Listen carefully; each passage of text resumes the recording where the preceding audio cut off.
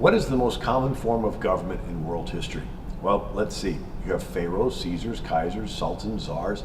It's kings.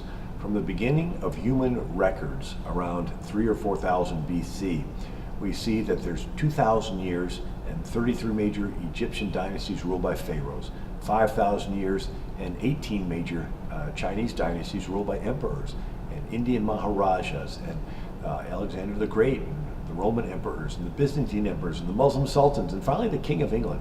The King of England had the most powerful, largest empire that the planet had ever seen. The sun never set on the British Empire. Clearly, we see this global emphasis from the Tower of Babel story and Nimrod and these empires. Finally, the King of England had the largest one. And America's founders decided they didn't like the king thing. And when they had the chance, they wanted to set up a government that was as far away from a king as possible. They took the power of a king, broke it into 3 branches, separated it federal to state level, tied up this federal Frankenstein with 10 handcuffs we call the first 10 amendments. All the Constitution is, in a sense, is a bunch of hurdles to prevent the rubber band from snapping back into the hands of one person that wants to have his will made the law.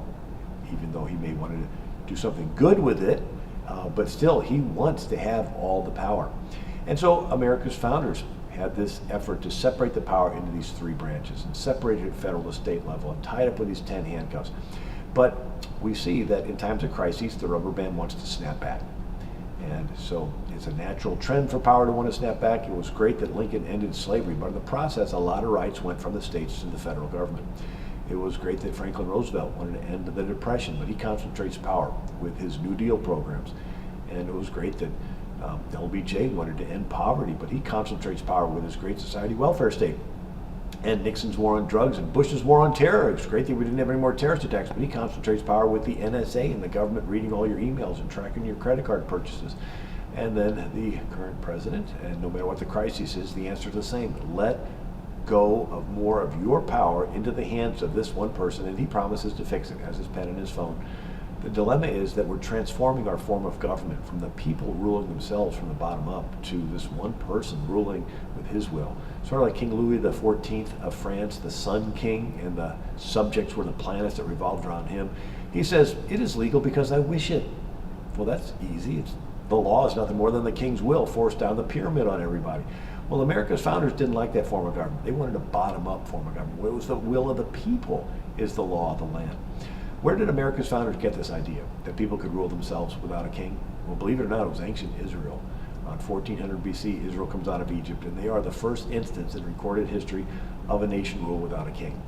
And ancient Israel, since they had no king, everyone was equal before the law, and the law says there is no respect of persons in judgment. Well, it worked in Israel for 400 years until the priests stopped teaching the law, and every man did what was right in their own eyes. It turned into domestic chaos. They all go to Samuel the prophet, and they said, we want to be like all the other countries. We want a king. And the rubber band snaps back, and they get King Saul, who turns around and kills most of the priests. And so we see that America's founders decided to set up a government where the people are king. But in times of crises, people let go of their freedoms, and they let power reconcentrate. There's more information on this in the book, Rise of the Tyrant, and also the DVD, Who is the King in America? And it's available through many different sources. My website is AmericanMinute.com. God bless you. Thanks for watching.